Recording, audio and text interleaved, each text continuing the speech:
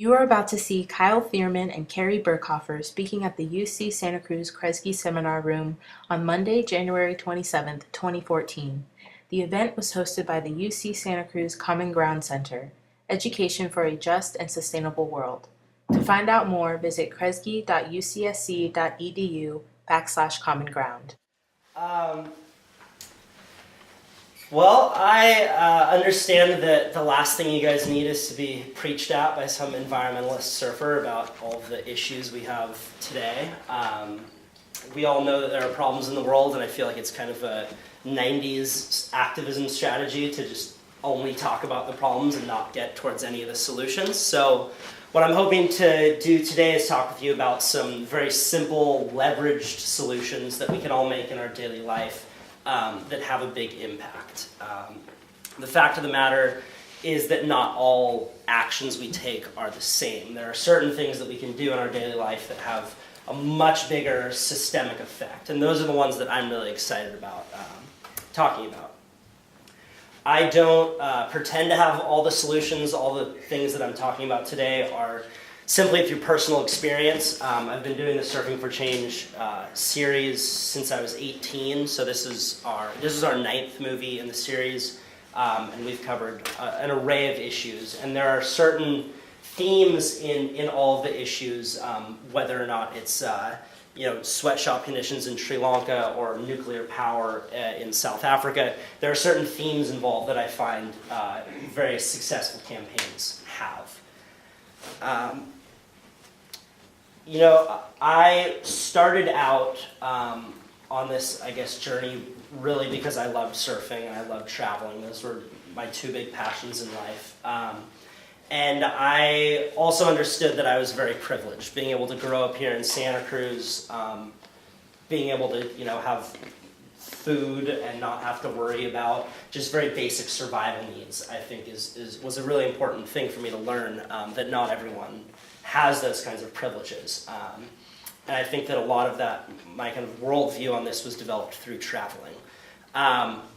So I really wanted to see that, if I could be a surfer and travel and then also have hopefully a positive impact on the world. And right around this time, I was learning a lot about the banking system. And I was learning that where we bank is one of the most leveraged actions we can take today. When you put your money into a bank, it doesn't stay there. The banks use your money to lend out, to underwrite various projects. This could be, your local New Leaf store, or it could be a multinational coal corporation. So I decided that I was going to make a YouTube video on a proposed coal power plant being proposed on the beach in Constitucion, Chile. This was a project that all of the locals were fiercely against, and the government and the company was moving forward against the people's will. And I did some research and found out that Bank of America was the largest lender for this project, and that they're actually using your money, if you bank with B of A, to fund this project and other projects like it. Bank of America is one of the largest funders of coal power worldwide. So I made a short YouTube video. My goal was that it would just be digestible and little, and all of our videos really are for people who won't sit through an hour-and-a-half long documentary. And that video was only 4 minutes, and people shared it around. And I was really blown away by the impact of it.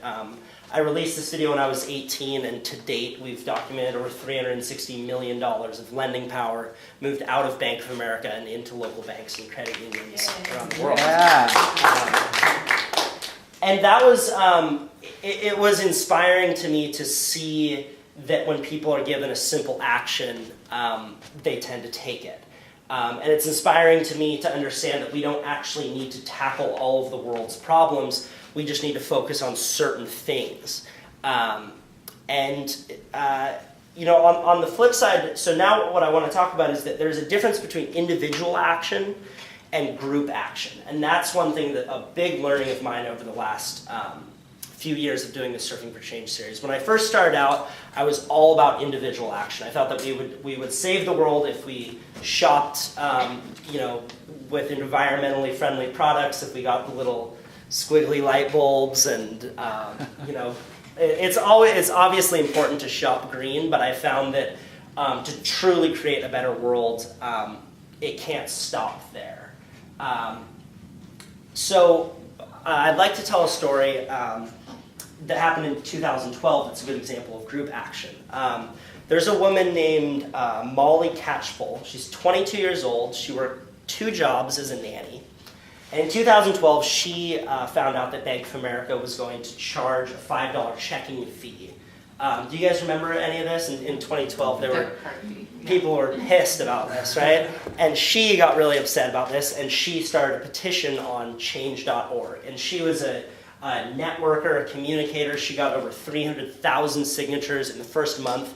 And largely because of this free petition that she started, Bank of America revoked this fee. And they obviously didn't give credit to Molly, but they just said, we're going to postpone this for now.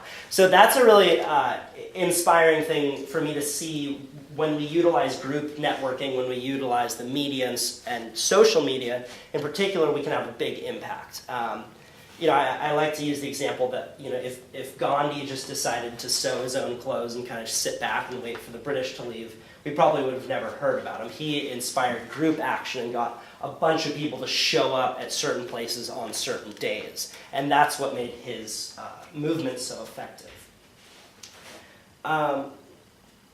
More recently, I got to see another really inspiring story firsthand on the effectiveness of group action. I was just on the North Shore of Oahu last month shooting our upcoming Surfing for Change video, which is on GMOs, genetically engineered food, in the Hawaiian Islands. The reason Hawaii is important is because it's ground zero for GMO testing worldwide. Basically, if any genetically engineered corn seed sold in the United States at some point or another touched Hawaii. But 4 of the 6 largest genetically engineering companies, Monsanto, Syngenta, Dow, DuPont, Pioneer, these all have set up shop in Hawaii. Largely because there are 3 growing seasons in Hawaii, also largely because Hawaii's chemical laws are very lax. Syngenta uses chemicals in Hawaii that have been outlawed in their native country of Switzerland. So they do a lot of testing, and we went around, we interviewed people. We went to a high school just up the street from Pipeline, which is the most famous wave in the world. Right there was when they were doing the Pipe Masters with all the famous surfers, John Florence and Kelly Slater, all these guys. And there's a high school that literally the track, where kids run a track, is bordered by one of the largest testing grounds worldwide. So you'll see kids running track, and literally 100 yards away, there's a guy in a hazard suit spraying chemicals. We interviewed parents talking about how on certain days all the kids will end up with headaches. In some cases on Kauai, it was even more dramatic than this, where kids were passing out in schools. And the tough thing about the battle was that these agrochemical companies didn't need to disclose what chemicals they were using when. So there was no way to actually link all these effects that were happening in Hawaii with the companies. There was no accountability. And I interviewed a guy named Dustin Barca, who's a pro surfer from Kauai, and he found out about this. He's a father, and he just said, you know what, I'm going to stand on the side of the road and hold signs up, try and get people woken up to the fact that basically Hawaii is ground zero for this testing company, and it is just an egregious infringement on our rights. Within 1 year, this guy is now the face of the movement to stop genetically engineered companies. We went to a protest where about 3,000 people showed up. All of the world's best surfers, celebrities are showing up for this. Kauai now just passed a bill where these companies need to disclose the chemicals that they're using, when, how much they're doing it. They need to create buffer zones between schools, hospitals, and residential areas. The Big Island just a few weeks ago outlawed GMOs outright, except for papayas, which are already happening. That's a different story. Right now, Oahu is working on these bills. So there has been a tipping point that was reached in Hawaii. And it was really inspiring for me to be able to cover this and see that when an organized group of people come together, they can actually change legislation in a really effective way. And there are some very cool solutions happening in Hawaii right now. And what's most inspiring to me about this whole thing of individual action and group action is that you don't actually need half the people to get what you want for your issue, whatever it is that is your issue. You don't even need 25% of the people. When Martin Luther King Jr. gave his speech in Washington, D.C. and did the big march, 23% of Americans supported him. In the American Revolution, only 6% actively participated in the revolution. And this is inspiring to me because I think that change, in a lot of ways, is easier than we think it is.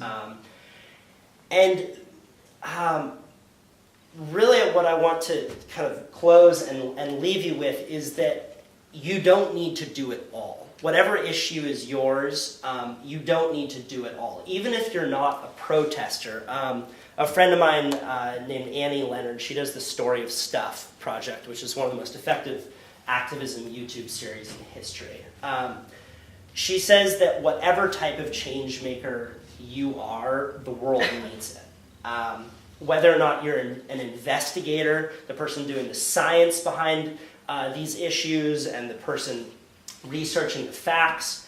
If you're a communicator, you might be the type of person who's showing up for the protests or painting walls with art activism.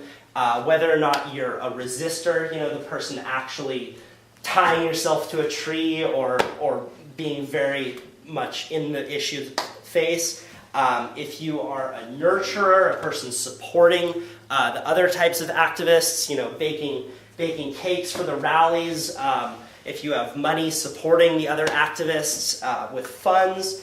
If you're a networker, if you're the type of person who's into social media and contacting all your friends, we need all of you in these movements. So whatever kind of change maker you are, we really need you to help win these battles. Thank you.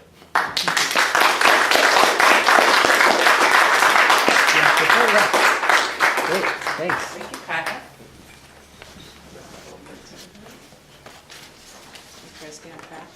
Welcome, everyone. I'm really honored to be here tonight, and it's just so serendipitous how it came about. And one of the things, Kyle, that I looked at on YouTube as well is your TED Talk. And Santa Cruz, does everyone know what TED Talks are? And we have TEDx Santa Cruz on March 8th. And I went to the launch party, and that's where I met David. Yeah. And it was great just to connect. It was, again, one of those just taking action, showing up somewhere and sharing what your passion is kind of brought me here tonight. So I'm Carrie Birkhofer. I'm the president and CEO of Bay Federal Credit Union. And just a show of hands, how many people have a credit union account? Okay, so about half the room. And so some of the rest of you might know what a credit union is, might not know. So I want to share with you a little bit about it and how it ties to what Kyle is doing. Really, credit unions are an alternative to banks that are for profit. Credit unions are about communities taking action to keep the money local. And the way it really came about was basically people taking action in their communities and making a change. And it goes back to the 1800s in Germany, and then it moved over to North America shortly after. And it started up in Canada with Mr. Desjardins, and he noticed that his local community, his rural community, was having trouble getting funds for the farmers when they were planting their farms, and sometimes their crops weren't in yet and they needed a bridge loan. And they would go to the local banks, and the banks would give them a loan but charge them 700% interest.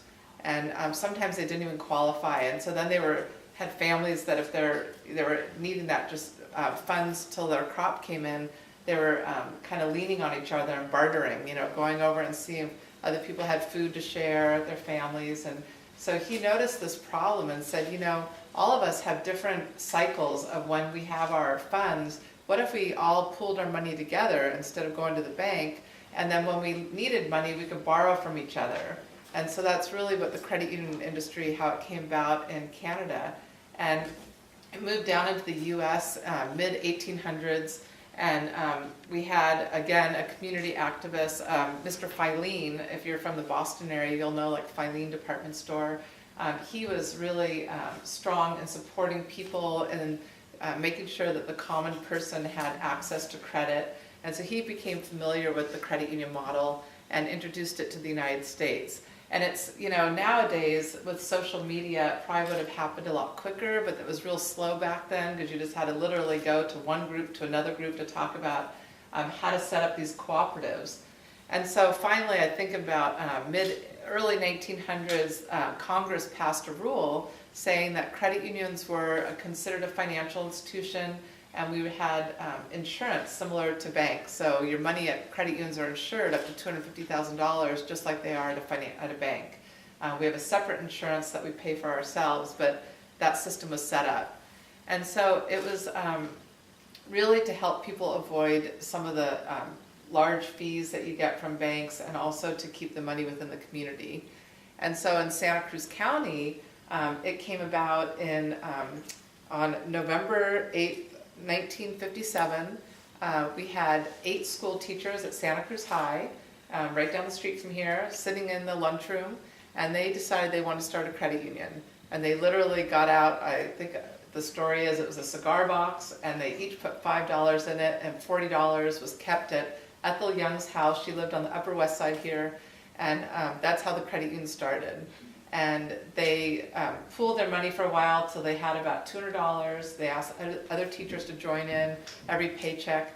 And when they had about $200, they decided they could start lending it out. And one of the teachers was having a baby and needed money for his crib and other items that they need for babies. So the first loan was for $100.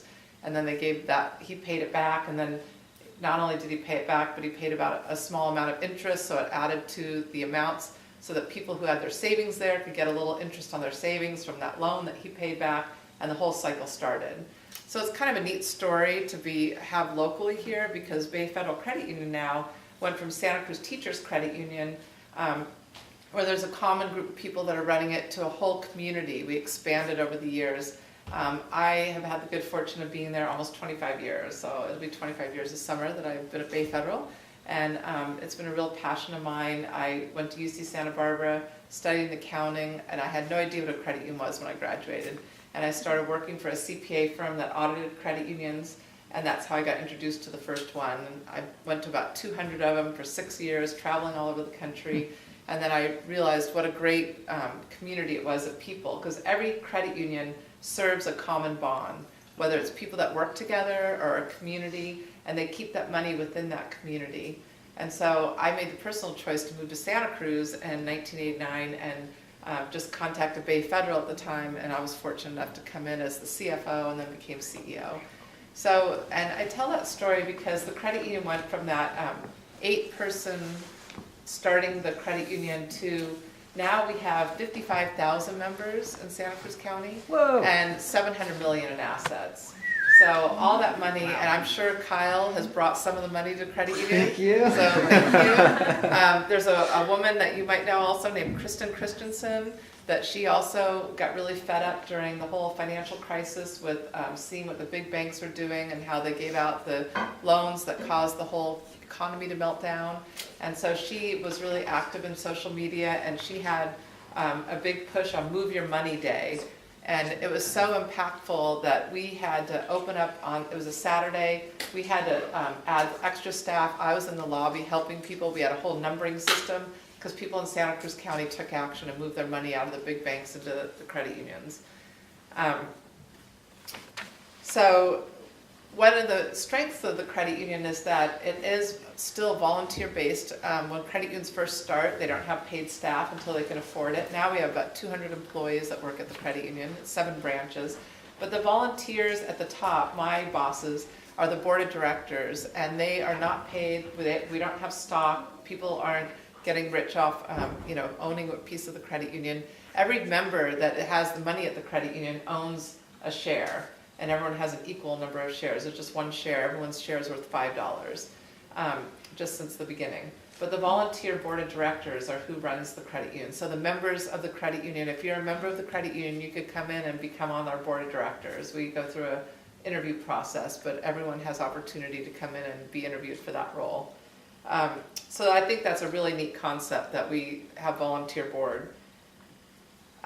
One of the things that, kind of what Kyle was talking about is that the power of keeping money local. And I'm sure everyone in this room kind of understands, like in concept, how that can help a community. But we had a great experiment that we did with a group called Think Local First. And if you're a locally owned company, you could join that. It's kind of like a chamber of commerce, but it's an active group of just local companies supporting each other. And so there's 4 actual locally owned financial institutions in Santa Cruz County. We've got Bay Federal, Santa Cruz Community Credit Union, and then we have Santa Cruz County Bank and Lighthouse Bank. So we're all local. There's differences in the structures. The banks are definitely there for profit, and sadly someday they will go away because one of the big ones will come in, Wells Fargo or someone, they'll purchase them up, and that's what the purpose of these banks are started for, is so someday the stockholders get rich, and then it's the same characters, same local people start a new bank all over again. So most of the people that are at Santa Cruz County Bank and Lighthouse Bank used to be at what was part of Comerica and now Wells Fargo. So other banks that used to be here local have been purchased up. So there is a difference between credit unions and banks in that regard, but they are still local right now and they keep their money local. And so what we did this experiment where it was really fun. We had a mixer, just a party, and we gave out these kind of scripts. They were just like a piece of, it was actually like a metal board, and they were each worth $100, and each financial institution supported it. And so we just pulled out a name out of a hat, and the person got it, and they could go to any local company, part of Think Local First, and they could use it for payment. So, and when they, like let's say they went to New Leaf and they turned it in, then New Leaf would give them $100 with groceries, and so that was worth $100. And New Leaf then could take it to any local business and buy something. So maybe they went over to Kelly's Bakery and said, I want $100 worth of baked goods, I'll sell them at my New Leaf store. And so then they turned it over and they wrote their name on it.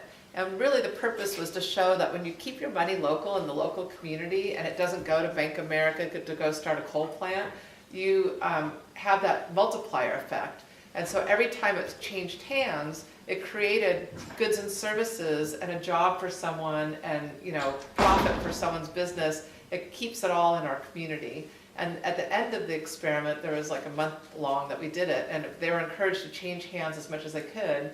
They each had changed hands about 8 times. So that $100 per each financial institution changed hands to make about $800 worth of goods and services in the community.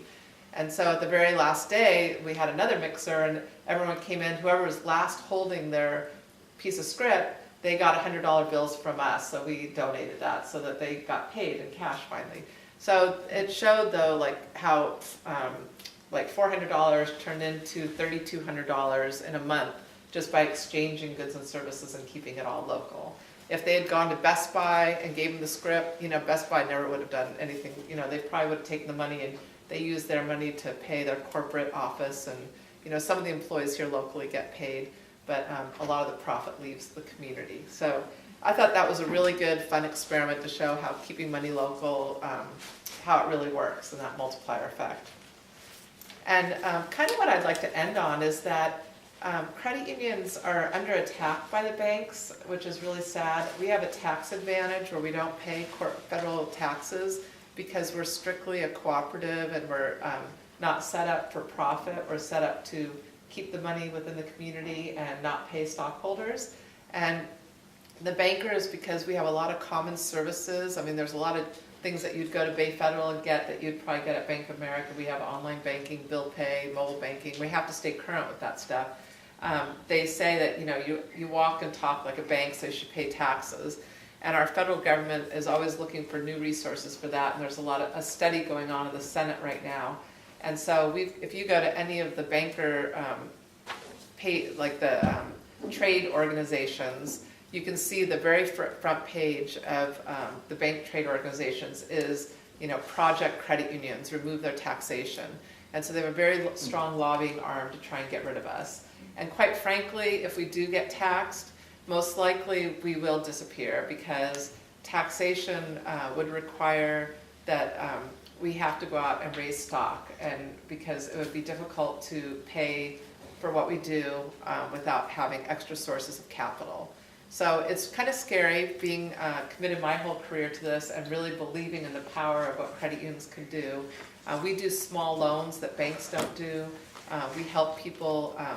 A lot of times we get requests from people that got turned down by banks, and we'll sit down with people and help them with their financial plan. And because they're an owner, we really want to be caring towards them and help them succeed. We go to all the elementary schools and high schools in Santa Cruz County for free and do financial education, because we believe that students need to learn early on how to manage money, and all those programs would disappear. So what I appreciate about tonight is that a lot of discussion goes on in my world about how to get younger people aware of credit unions, and how you're the largest generation that we have right now.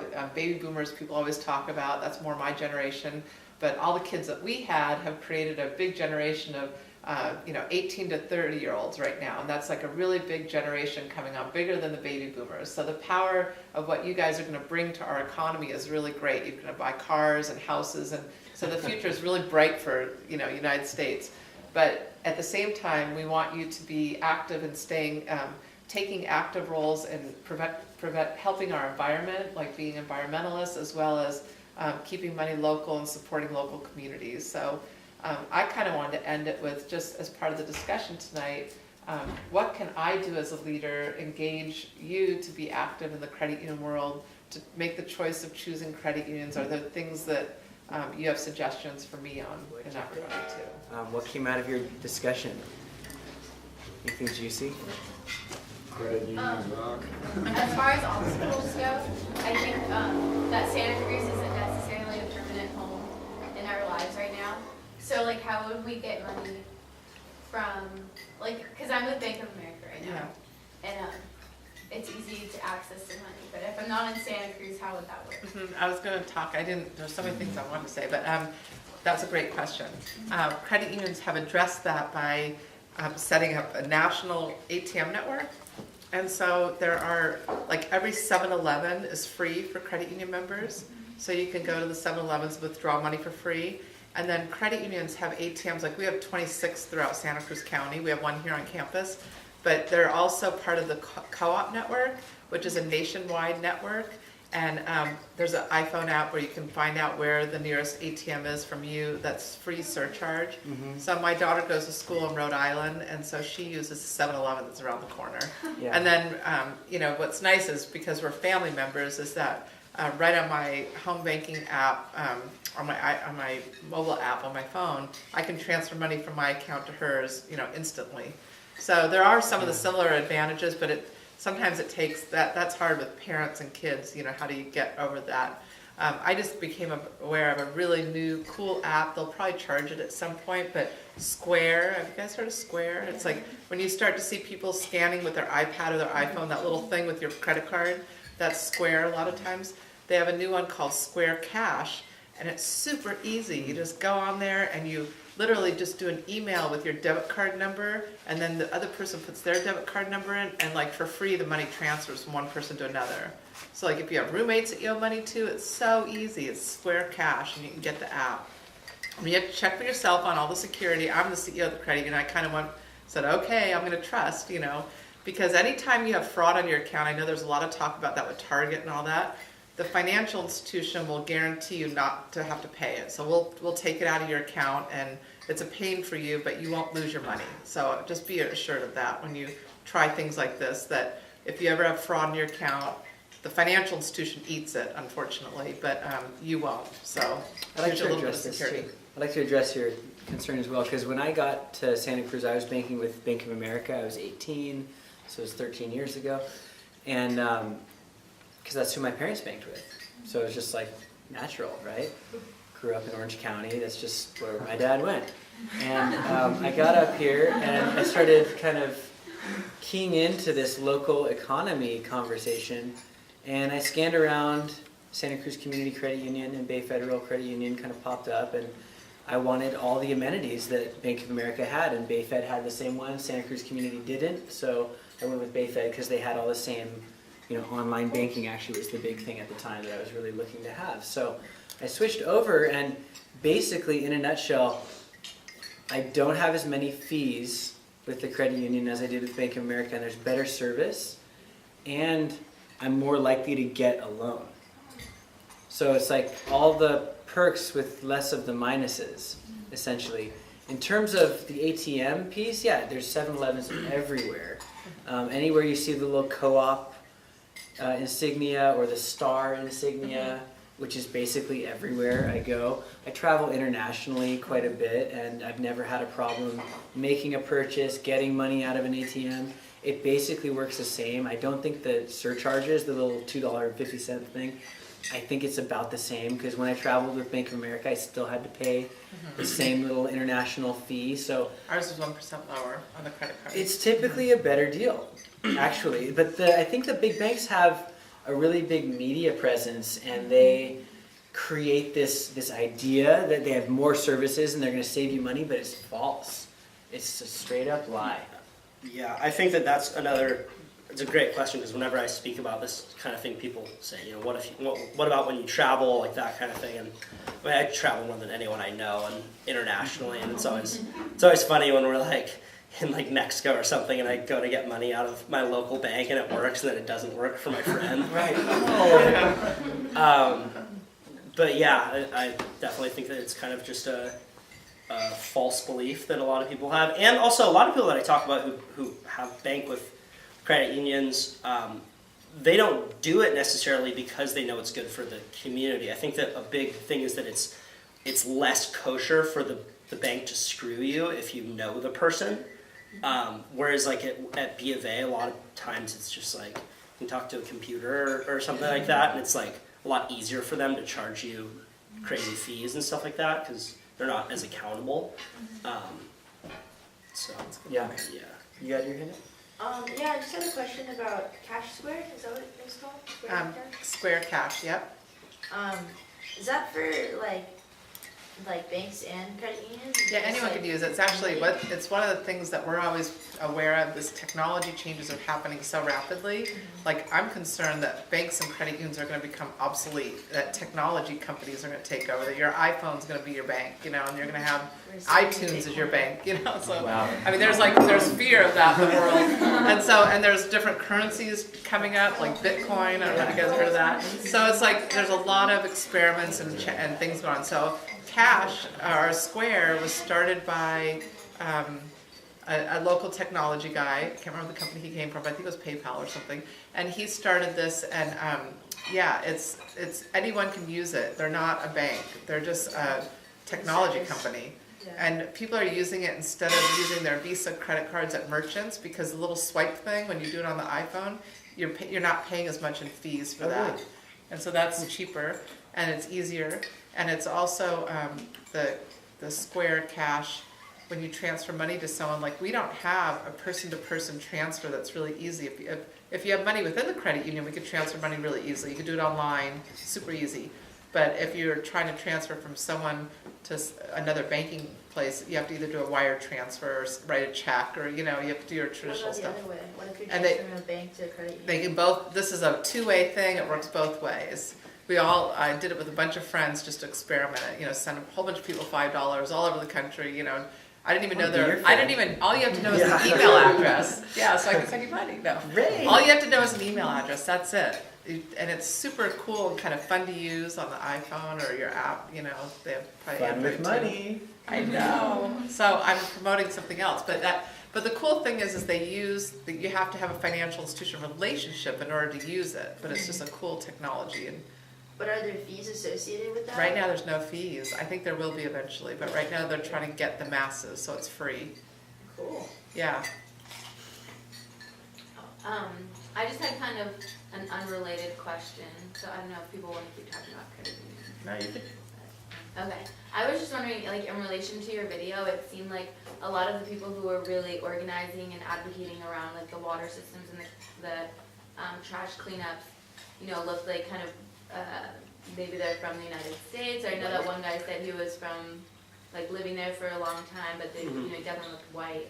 So I was just wondering, like, how that problem's being addressed, and I'm sure the local people there, you know, are obviously aware that there's all these problems, but I'm just wondering, you know, is it like poverty levels or? Absolutely, no, it's a great question, and I actually think that you know, the video I made before this one was about tourism in Nicaragua, and I kind of addressed those questions because I think that unfortunately a lot of white people see problems in other countries and they say, oh my gosh, we need to, you know, help save these poor you know, people in developing countries. So they go in and they, you know, whatever, build houses, really well-intentioned things, you know, give them, you know, nets for malaria, like all these things that sound really good on paper, but unfortunately, if the communities don't truly adopt the solutions themselves, then as soon as maybe the nonprofit's funding runs out, you know, they find a better issue or something like that, those programs go away. So that was a big thing that I learned, is that like if these solutions are going to be truly integrated wherever they are, the local people really need to adopt them. And the organization that we highlighted, and they need to be not only adopted but led by locals, because I think that it's very kind of just missionary-esque to say we have the solution and you adopt our solution kind of thing. And so there is an organization that people who started it actually live in Santa Cruz. They're called Project WOO, Project Wave of Optimism, and they're rad because they basically talked about how they went down to Nicaragua, and for the first year and a half they didn't do anything. They basically just observed. They started running community meetings where the locals come out and they would basically say, what are the biggest issues in your community that you want to address? We really love your community and we want to support you to do this kind of thing. And it was a lot more around skill building than it was about creating solutions. And I think that unfortunately in the video we didn't get to kind of show the real community participation with the people from Project Clean Uluwatu, who was a white guy who we interviewed, and of course, it's kind of unfortunate as well that I feel like people a lot of times they like, you see the movie, right? So you see the white person doing it, and it's always more effective if you can interview a local. And I was stoked that we got to interview Pat Katut because he is a local from Bali. But I think that I think that was a great question just in terms of addressing that issue of well-intentioned people and like how integrated are they really with the community, because there can be some dangerous side effects if they're not. I hope that answered your question. Yeah. I've got time for probably one or two more. I feel like a lot of times I've talked to kind of activist groups, and it seems like all they kind of lead me to is we just like need your funding or whatever. It's like, I volunteer my time, but I don't like have money to like give to you besides like my, you know, my capabilities. And I feel like, I haven't been getting like that response. Like, like come out or like do the shared practical action with us. It's just like, we just need your funding. So how easy is it to like, you know, enact on like the things that you are affiliated with? Absolutely. That's a good question as well. And honestly, it's something that I struggle with being a filmmaker and kind of, I think that my role, you know, I talked how we all have different roles, and I feel like my role in a lot of ways is being a connector with people who won't sit through an hour and a half long documentary, you know, and connecting them with organizations that are doing really awesome work. But it is definitely a struggle if the organization I'm highlighting doesn't have the infrastructure to tackle what you're talking about, where they can really inspire and involve people, and they're just like, oh, donate to us, you know, because that's obviously not a very empowering action. And I think that certain issues are more than others, and it's actually something that I'm looking to focus our organization Surfing for Change on more in this coming year, is that like issues we tackle with the video, like the video will be just one part of the campaign. I think that Annie Leonard's Story of Stuff, they do a really good job. You should check out their whole thing.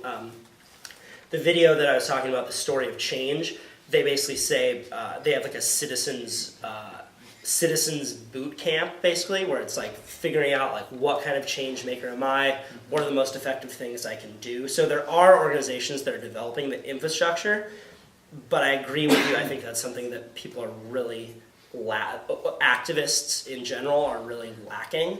So, I mean, I think that that's something that we definitely need help on. So if you have any good ideas for organizations and activists on how they can truly inspire people to be more involved, it's definitely something the movement needs. Do you have a response to that? Well, I just am kind of intrigued by the whole idea of social media and how it really doesn't take money, but just getting word out, and how if we had an organized response, and like Kristen, when she organized this day where you move your money on this day, and she chose the day and it went viral and the whole nation, people responded. So it's kind of getting, trying to get out there in your networks. I think there's ways to do it without having a lot of money. Just it'll be one of the things the credit unions are doing is trying to learn how to do that better, and telling Congress don't tax us. So we had a do not tax Twitter day, and I guess we had like 1 million impressions that went into the Senate, and we made a difference. We made it into the front page of their congressional newspaper. And so it's just getting some kind of organization around a message, and then getting your network of people to spread it, I think, is one way to do something if you have a specific message that you want to get out there. Other than that, I see, for my part, I just try and get every employee of the credit union to be involved. We have 200 employees, and we get involved in local nonprofits, and just showing up, with open heart and trying to help people. It can make a difference. It doesn't always, as an individual, feel like you're making a huge difference, but if you get your friends to come along, there's the people that need help out there, and it's nice it feels good, just to figure out what your passion is. And we have a volunteer center here in Santa Cruz. They'll organize you and help you go do whatever events they have coming up. They always need people to show up and help out, to help other nonprofits. So there's ways to do it if you don't have a lot of money and you just have time. The volunteer center is a great place to go to.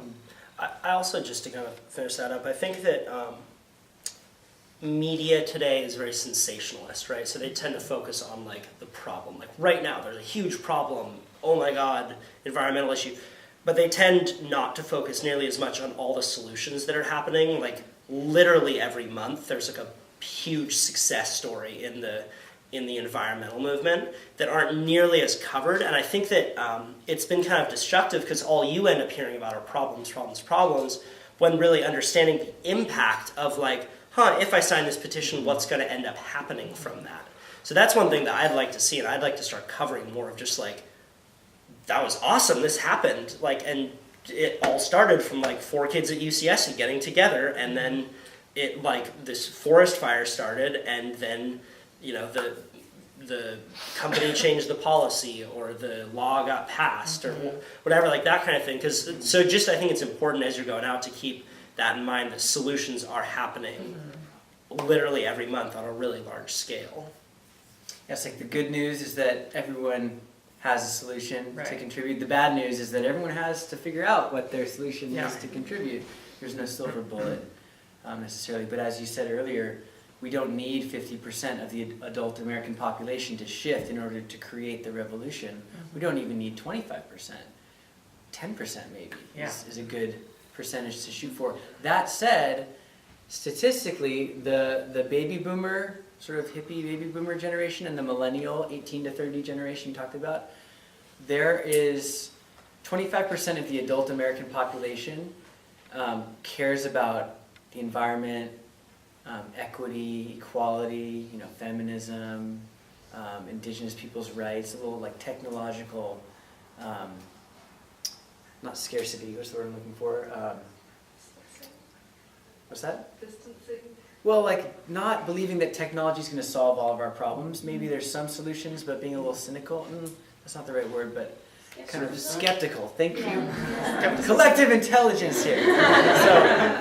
So basically, there's 25% and growing rapidly of the adult American population, mainly from the baby boomer and millennial generations, who value those things. We are a huge force. We're largely not self-aware, however. So it's good to have community conversations like this. I would say this conversation is an action. These are the sorts of collective conversations we need to be having. If we had a little bit more time and wanted to like roll up our sleeves, part 2 would be, all right, What are we gonna do now? who's signing up for Bay Federal Credit Union, right now, and shifting their money over? I mean, that's another practical action we could be taking tonight too. We're not going to try to get into that. I brought today. forms though. You could sign up. I mean, basically, that's how I signed up. Was just some event like this. I was like, okay, now's the time. But a conversation is an action, and we need more of these collective conversations to create those collective changes as well. I think we're about at time. I just wanted to wrap up. Just real quick, the movie that you guys are going to after this, is that free or $5? There's a fee. I don't know what it is. It's at the Del Mar.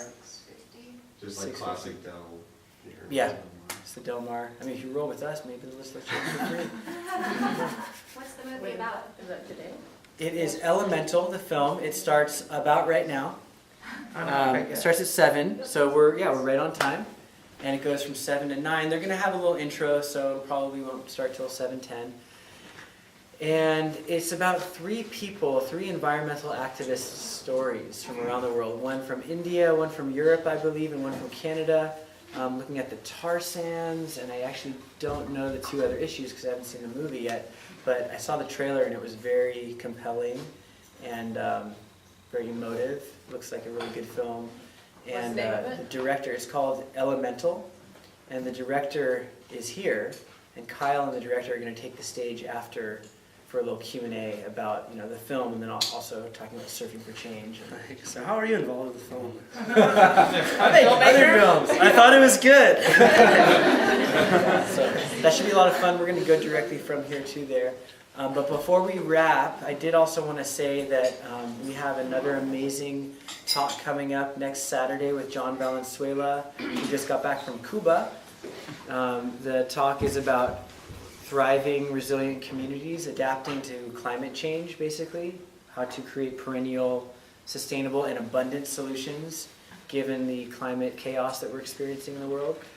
Joining him will probably be Anna Rasmussen from Mesa Verde Gardens in Watsonville, and her son Phineas Ellis, who's a Kresge affiliate. And that's next Saturday. We're going to do a garden walk in the Kresge Garden, and then a slideshow in here, and then another community conversation like this. And then that next Wednesday, Annie Leonard is going to be speaking at the College 9 and 10 Multipurpose Room. There's a whole day of activities, but the evening thing is open to the public. And then the next day is the Changemakers Do It Better workshop with Allison Cook from the Storage Stuff Project. There's going to be a follow-up workshop probably from 10 to 2, kind of digging into the storage stuff in a little deeper way in a workshop format. So hope you can make it. If you didn't sign up for the Common Ground email list to find out about all these great events, please do so. I'm going to be there for that too. That's going to be great. So, I'm going to sign up for the workshop, the follow-up, because I tried to email. you emailed Yeah, but I couldn't, on the Common Ground email list? Yeah, I think so. We're getting it together. It's a coalition that's moving slowly. If you emailed us, you will get a response. Okay. All right, thanks everybody. Thank you guys.